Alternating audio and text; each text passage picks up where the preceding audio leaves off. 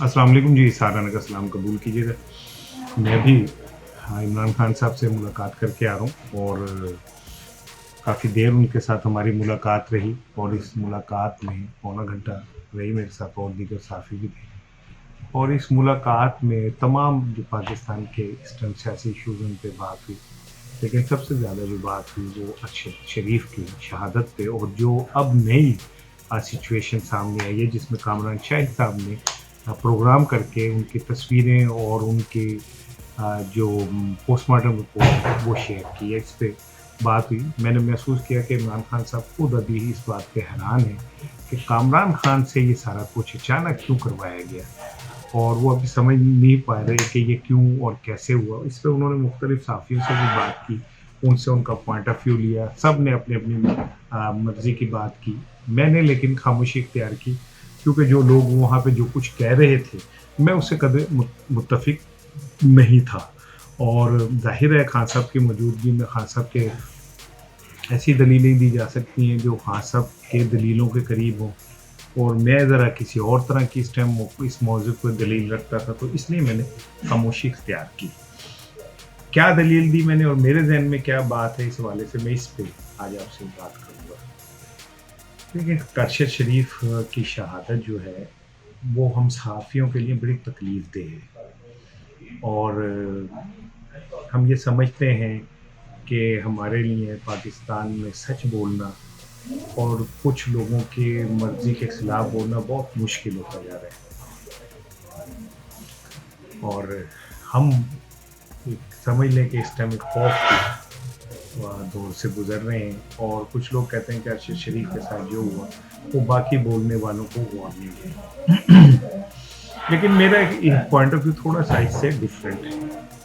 कल जो अरशद शरीफ की भयानक तस्वीरें आई हैं और वो जो उनकी पोस्टमार्टम आई, उसकी अगर टाइमलाइन चेक करें तो आप हैरान होंगे कि शहबाज शरीफ साहब 2 दिन पहले खत लिखते हैं चीफ जस्टिस को कि तहकीकात कराई जाए। 2 दिन बाद ही ये सारा कुछ सामने आ जाता है। हाँ, अगर ये तस्वीर बोल एआरवाई पे आती तो मुझे ऐसा लगता है कि शायद खान साहब के नैरेटिव को सपोर्टिंग ये सारा कुछ हो रहा है। लेकिन मुझे ऐसा लगता है कि ये जो कुछ भी कल हुआ है ये खान साहब के साथ के वो यानी समझ लें कि वो नहीं है। इस 3 फरीक हैं जिन पे इस किस्म की इल्ज़ाम आ सकता है। एक खुद खान साहब हैं, एक एस्टेब्लिशमेंट है और एक खुद हुकूमत है।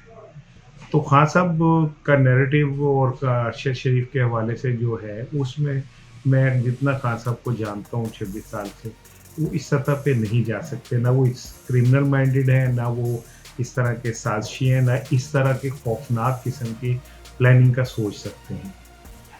फिर आ जाएँ आप वो एस्टेब्लिशमेंट, तो मैं ये समझता हूँ कि अगर ये बात मानी जाए कि एस्टेब्लिशमेंट ने बंदा मार दिया ताकि आगे खौफ की फ़िज़ा फैले, तो सवाल ये पैदा होता है कि क्या खौफ की फ़िज़ा फैली है?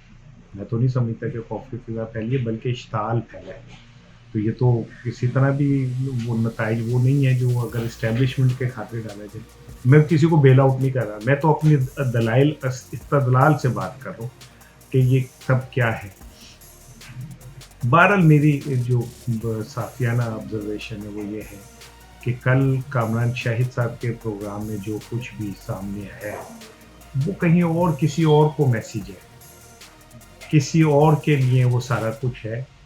और अगर आप ये देखेंगे कामरान वो शहीद अरशद शरीफ कर क्या रहे थे और क्या वो किस पे काम कर रहे थे तो आपको कुछ चीज़ें समझ आना शुरू हो जाएंगी।